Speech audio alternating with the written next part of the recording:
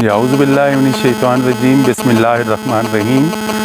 हम आज जमालुद्दीन वाली में मौजूद हैं, जो रहीम यार ख़ान का इलाका है और वो 35 किलोमीटर यहाँ से दूर है। और ये MBAF फार्म है, मैंगो फार्म है। और ये मैडम फ़ातिमा हुसैन वफ़ी का फार्म है। और माशाल्लाह यहाँ पर बाग को देखकर बहुत खुशी हुई है। और ये बागात का एरिया है टोटल। तो इन बागात में जो है जो भी बाग होगा उसमें हर वक्त इम्प्रूवमेंट की गुंजाइश होती है।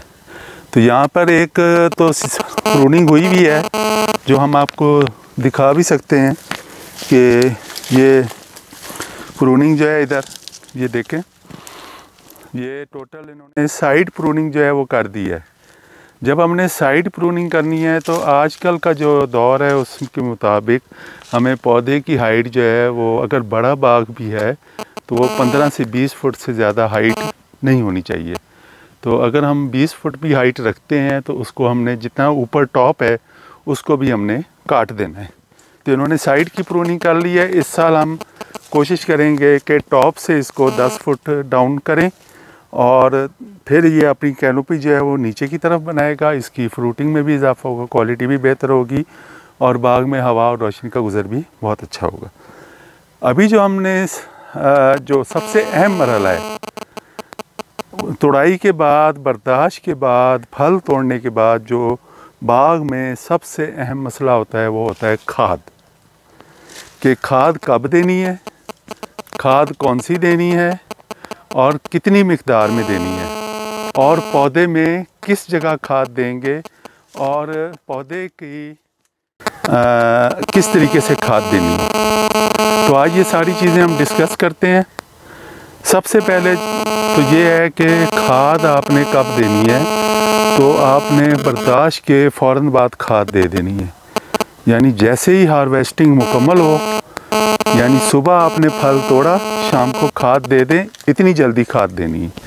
तो इसका इतना फ़ायदा होगा कि आपका हर साल बाग जो है वो फलता रहेगा। दूसरा है कि खाद कौन सी देनी है। जो रूटीन है रहीम यार ख़ान और सिंध में, वो रूटीन ये है कि वो NPK वो उसको लेते हैं और वो आप 2-2, 4-4 किलो हर पौधे में डाल देते हैं, या 2 बोरियां फी एकड़ डाल के और फारिग हो जाते हैं। NPK कोई खाद का ऐसा कम्बिनेशन है ही नहीं जो आप पौधे को हर वक्त दे सकते हैं। आपको उस NPK को भी बैलेंस करना है या उसको इस्तेमाल ही ना करें। और आपको अब जो फार्मूला बता रहे हैं आपने उसके मुताबिक जो है अपनी खाद देनी है।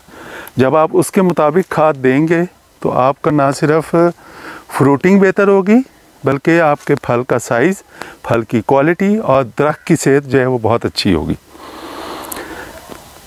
अब मैंने आपको मना कर दिया कि NPK आपने बिल्कुल नहीं देनी है, किसी भी कंपनी का है, कोई भी है जी। बड़े दरख्त को जो है वो फास्फोरस जो है 2 से 3 किलो तक ज़रूरत होती है। जो DAP अगर डालेंगे तो वो आपको 4 से 6 किलो डालनी पड़ेगी। इसी तरीके से नाइट्रोजन जो है वो आपको 1 किलो से 2 किलो तक, और इसी तरीके से जो पोटाश है वो भी 1 किलो डालनी है। तो जो 50% पोटाश, 50% नाइट्रोजन और 100% फास्फोरस आपने हार्वेस्टिंग के फ़ौरन बाद जो है वो इस्तेमाल कर लेनी है। और उसके अब जो माइक्रो न्यूट्रिएंट्स हैं तो उसमें आपने ये आपके ऑप्शनल है। अगर आप अभी देना चाहें तो बहुत अच्छी बात है। चिलेटेड फार्म में आप जो 7 के 7 माइक्रो न्यूट्रिएंट्स हैं वो 250 ग्राम से लेके 300 ग्राम फी पौधा आप दे सकते हैं।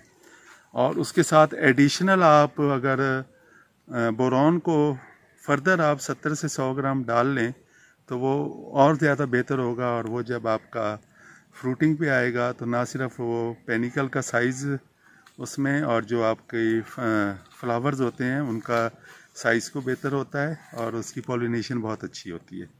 तो ये आपकी फर्टिलाइज़र प्लान होगा।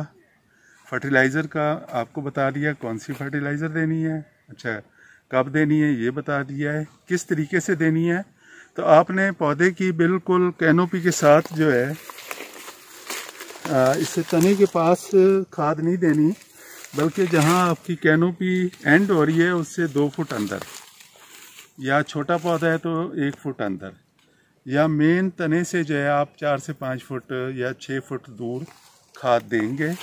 खाद देने के लिए सबसे पहले आपने हल चला के सफाई करके या रूटावेटर मारें। हल तो हम वैसे ही मना करते हैं कि बाग में ना चलाएं ताकि आपकी मोर्टेलिटी कम हो। तो आपने ये रूटावेटर चला के फिर आपने ये खाद दे देनी है और पानी लगा देना है। ख़ास तौर पर अगर आप यूरिया दे रहे हैं तो फिर आपको पानी ज़रूर लगाना है। और ये खाद इतनी अहम है कि जितनी जो है वो जैसे माँ को जो है बच्चे की पैदाइश के बाद जो है फौरी ताकत की ज़रूरत होती है, तो इसी तरीके से आम के दरख्त को भी जो है वो फौरी ताकत की ज़रूरत होती है जैसे ही आप फल तोड़ लेते हैं, ताकि वो हर साल जो है वो अच्छा फल दे। इसके बाद प्रूनिंग का मरहला आएगा। प्रूनिंग कोई भी है वो आपने सावन जब शुरू हो जाए या मौसम आपका में नमी शुरू हो जाए या 15 जुलाई के बाद फिर आप प्रूनिंग करें। उससे पहले आपने प्रूनिंग नहीं करनी।